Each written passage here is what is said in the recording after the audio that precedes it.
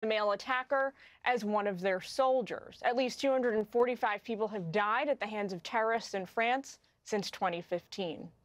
Guys?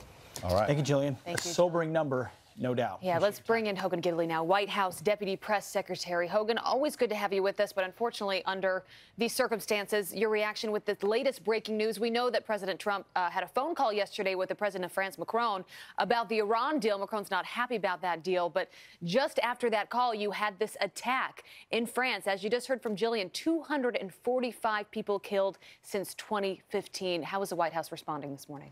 Well, it's just horrible numbers. Your heart goes out to those affected by this. The president obviously is aware of the situation, but these types of things are becoming all too common in many areas. Paris has been particularly affected over the last couple of years. The numbers you just mentioned are staggering.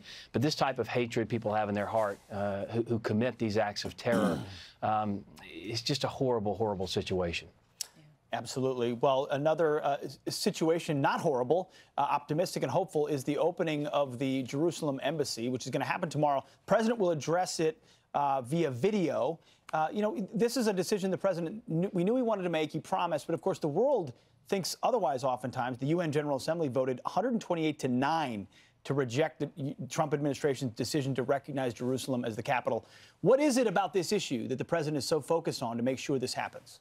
Well, obviously, Israel is one of our greatest allies around the world, and this is something that politicians, promised politicians have made for decades and never delivered on that. I mean, everyone knows Jerusalem is the capital. This president comes in and in a short amount of time says, look, we know the fact exists. That's where the capital is. It's in Jerusalem. We should move the embassy there. This was something that was actually passed in the mid-90s. Everyone said, this is where it is. We need to move our embassy there, but no one had the guts to do it. Donald Trump comes in, makes the promise, and within a year basically says we're moving it. Much of this country was excited about the move because we understand that Israel and the United States have an incredible relationship. The president and Prime Minister Netanyahu are very close, but that really doesn't have anything to do with that. It's the fact that everyone recognizes Jerusalem as the capital, and it's time that someone did something about it, and this president did. Yeah, so a big day tomorrow in Jerusalem. A lot going on the foreign policy front. You look at the past week, tearing up the Iran nuclear deal, what the president promised he would do, but North Korea as well, and announcing yesterday they are going to begin dismantling their nuclear site at the end of May. It seems like a sign of success, or could be success, as we head towards the summit on June 12th in Singapore. What is the response from the White House, just from the news coming out of North Korea yesterday?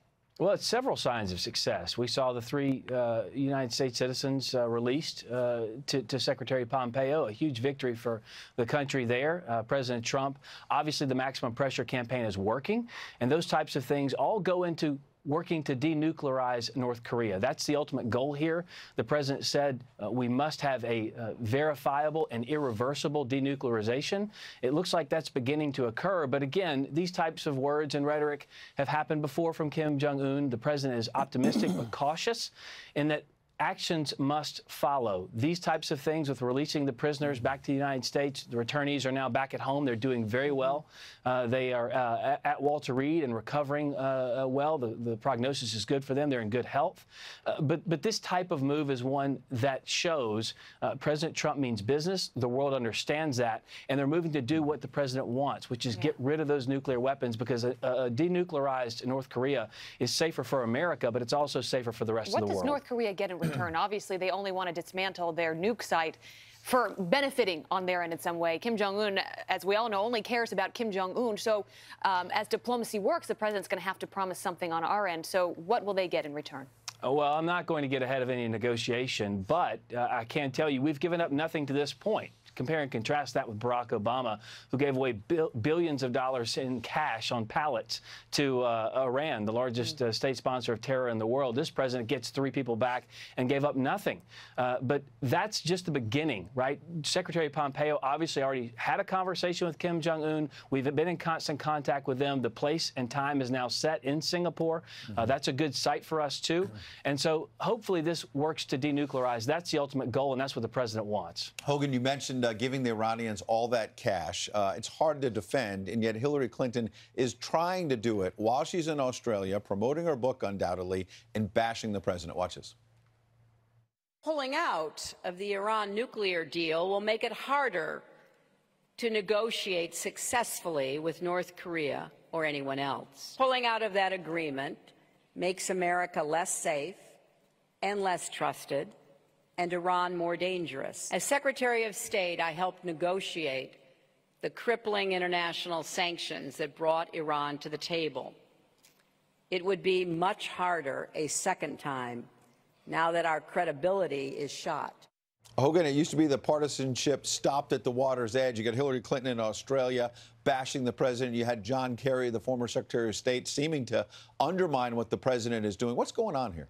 Well, that type of rhetoric and that type of detachment from reality is exactly why Hillary Clinton is promoting a book in Australia instead of being in the White House getting things done for the American people. This president understood the lay of the land on the international stage.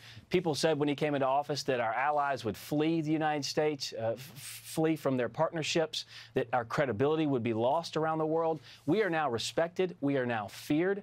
We are now beloved because of this president. He has good relationships with our partners and allies. In fact, I would even argue they're stronger. But now he's actually doing things that his promises during the campaign trail, he's actually coming through on those promises. He's pulling out of that Iran deal. He said it was the worst deal ever. He pulls out. He says Jerusalem should be the capital of Israel. He moves the, Jerusalem, the embassy should be there. He moves it there. That's what this president does. And Hillary Clinton is so weak and so ridiculous for going to another country and, quite frankly, deriding the American president and what he's done for the American people to keep us safe. It's ridiculous. Hogan, what's next on Iran? Where does it go from here?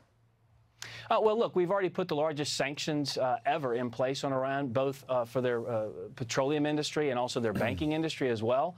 But look, this is what the negotiator-in-chief, this president, is so good at doing.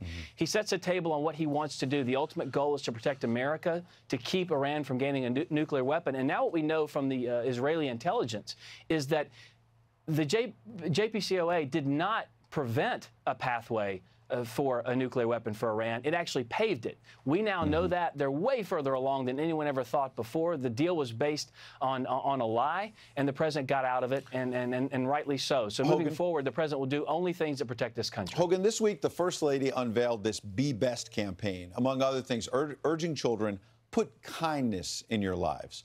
When one of your colleagues in the White House communications shop decided at a meeting to joke that John McCain's opinion doesn't matter because he's dying of brain cancer, do you think that was kind? Look, I wasn't in the meeting. I didn't hear the comment. Okay, but you've heard the comment now. Pardon me. Was it kind? Right, was it kind? But I don't know if the comment was even made or not. I can't confirm it. I wasn't in the meeting. So you're denying that she said it? No, I'm not denying it. I'm saying I wasn't in the meeting, and I can't talk about it. Well, nobody's really denying it. She called Meghan McCain to apologize. So it sounds like she said it. Was it kind?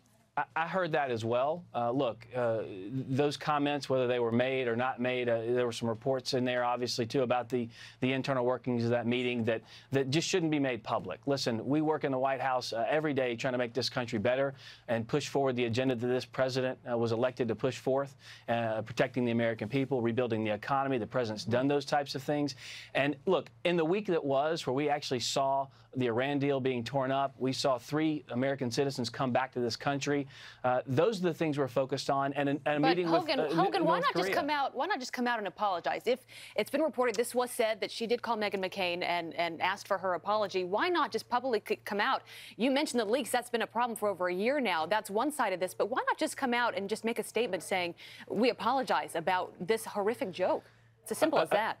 Again, I wasn't in the meeting. I don't know if it was said or not. All I can say is we don't comment on internal private meetings in the White House. But look, if she called Meghan McCain, if that's been confirmed to some degree, then that's up to Kelly Sadler herself and the McCain family. Okay. Well, as you said, it's been a very, very busy week all over the world, particularly where you are at the White House. Hogan, great to see you this morning. Thanks, Hogan. And it's Mother's Day. Happy Mother's Day to everybody. And to your mother as well, Hogan. To my mom especially. Oh, Happy there Mother's she Day. is got a photo. at the White House. Love that. Happy Mother's Day. We have a photo, you said? Yeah. You, of you and your mom at the White House. You didn't even know good. it. I don't know if you can see the monitor there. A There you surprise are. for you, too. All right. Very cool. Thanks, Thanks, guys. Hogan. Appreciate it. Sure. Coming up, a tale of 2 commencement speeches. Vice President Mike Pence offering college grads hope. Imagine that, some hope. While former New York City Mayor Michael Bloomberg delivers them a dire warning. A look at their messages. The contrast, next. So am I wrong?